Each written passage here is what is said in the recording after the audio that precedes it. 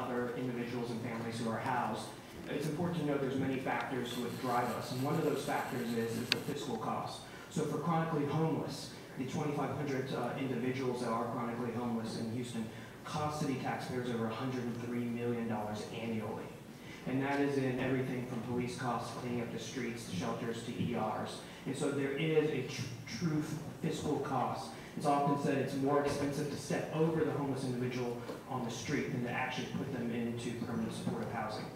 But challenges, we have three main challenges. One of those is NIMBYism. And the truth is that homelessness exists in every district, and we're going to really need to be a community collaborative to finish the job. And it's going to be every community stepping up and being willing, because there are myths and incorrect preconceived notions regarding homeless housing. And so we will be working with your offices to organize a tour for council members and community leaders to come visit some of the local homeless housing communities in Houston to really see how they operate and what they look like. Because the truth is, crime and safety is not an issue around most of these communities. And studies have showed, even a Houston study has showed, that property values do not decrease. They've actually increased in those properties that do surround homeless communities. Homeless housing communities. But it is a dilemma. Everybody wants the solution to homelessness, but if no community is willing to step up and be a part of that solution, we're just not going to be able to reach our goal. And that's one thing that we're going to have to acknowledge, but we know we won't ever have to do that because we're going to be working with the communities. Cush, which is synthetic marijuana, is a huge challenge for us. As Mandy said, there's a large group of individuals in the street population. While that street population, some members are homeless, a lot are not. And it is based around the usage of synthetic marijuana, which can make somebody very aggressive, or it can make them very lethargic. It is synthetic chemicals primarily from China. It's an epidemic nationally. And we weren't experiencing this until January of last year. That's when we really saw the proliferation. But it's impacting homelessness. We're having a huge issue with optics. These individuals look like they're homeless, even if some of them aren't. But to the public, they're just all homeless individuals. And the truth is, they're not. It also makes it difficult on us to house those individuals that are homeless that do use Cush. For those individuals who are homeless, the Cush people prey on them to turn them into customers. To people who are not homeless, the chances of them becoming homeless on using synthetic marijuana also increases. It also has created safety issues. There's actually an agenda item, that's agenda item 15 on the agenda today. We're having safety issues around the facilities that help house the homeless right now. So this would be short-term funds to help create safe environments to allow us to finish housing the chronically homeless individuals in Houston. But we are working with HPD. We don't have all the answers to what to do with large-scale drug epidemics, but it's something that we're working on, and we'd love to work with your offices. Lastly is panhandling. Not all panhandlers are homeless, and not all homeless are panhandlers. And we will agree there seems to be a proliferation on our streets today. But that is a separate issue from actually housing the homeless. But we will be doing an upcoming street outreach district by district, and once again, we'll be working with your district offices on that, where all of our outreach teams will go out into your district and interview and talk to every individual on the streets. If they are chronically homeless, we will get them plugged into the system to get housing. If they are episodically homeless, we will connect them with services. But if they're not, there's nothing we're going to be able to do, but hopefully we'll gain greater knowledge and information on how many of those individuals are actually homeless. And once again, with panhandling, it's an enforcement issue that we don't have all the answers to, but we look forward to working with your offices. So, although we've had tremendous success, the job is not done. Obviously, we need to get to the end on chronics. But I also want to talk to you about some of the exciting things we have in the works related to families who are experiencing homelessness, youth who experience homelessness, and those episodically homeless individuals. In particular, we launched earlier this year a $4 million expansion of rapid rehousing for families, and we're seeing great success in that. We aim to serve about 700 to 1,000 families this year through this model. In addition, Star of Hope is also expanding their campus for families, and so this combination of activities really does position us to end family homelessness before the federal goal, which is by the end of 2020. Around youth, this has become a very important national conversation. The White House actually convened a policy discussion around how to end youth homelessness Cindy Lauper has a fund called the True Colors Fund and is very much sponsoring and championing this initiative. And she even testified to Congress around the importance of responding to youth homelessness.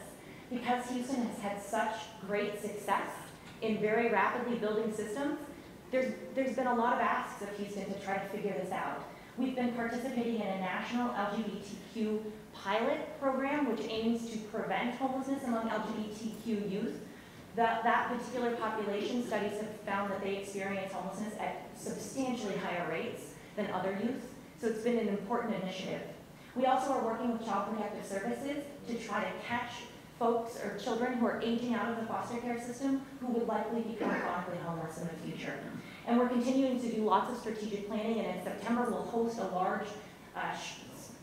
large-scale event like a charrette that we invite all of you to participate in around our youth planning.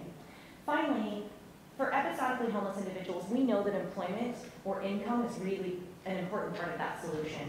And so we've been very successful in competing for a national grant that's funded by the Melville Charitable Trust and the Oak Foundation. And this is going to allow us to add to our housing system.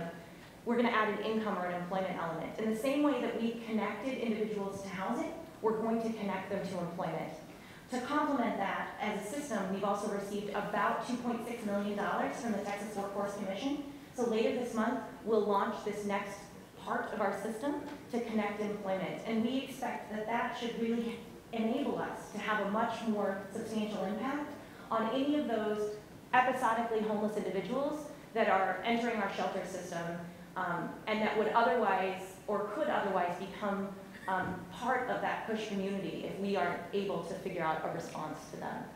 So we're very excited about the future and continue to look forward to making amazing progress and working with all of you to help achieve that. Hey Mandy, if you don't mind me adding, we work with 70 different local service agencies. They're the ones doing the hard work. A couple of those are the city's own housing department, the city's health department, and HBD that are vital members of our partnerships and coalition to get the job done.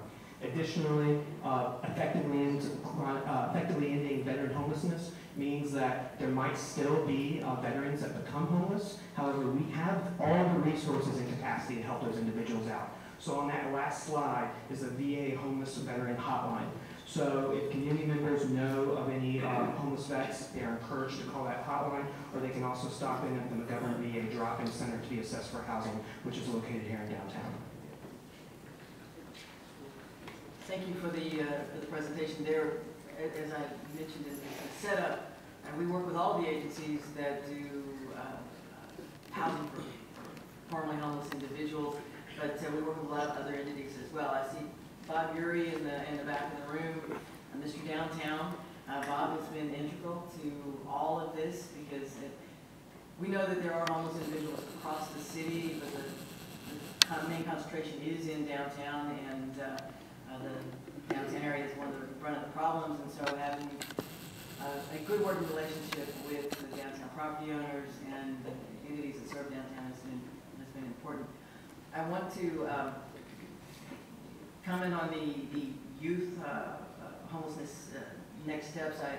I'm increasingly hearing from the ISDs in the area about their concerns about youth homelessness. Youth homelessness looks very different than adult homelessness. We're not talking about kids with their families, family homelessness, but youth homelessness, it's couch surfing. It's kids who are spending the night with this classmate and that classmate and the other classmate, and it's very, very hard to quantify because they're not on the street, but they are still homeless. And that is going to be a particular challenge, but it's one that I think is well worth tackling. And then finally, I wanted to, if you go back to your slide number 5, which is the units that we have out there. As you can see, we've attempted to distribute these across the city of Houston. Could you touch just a little bit on who provides these units and how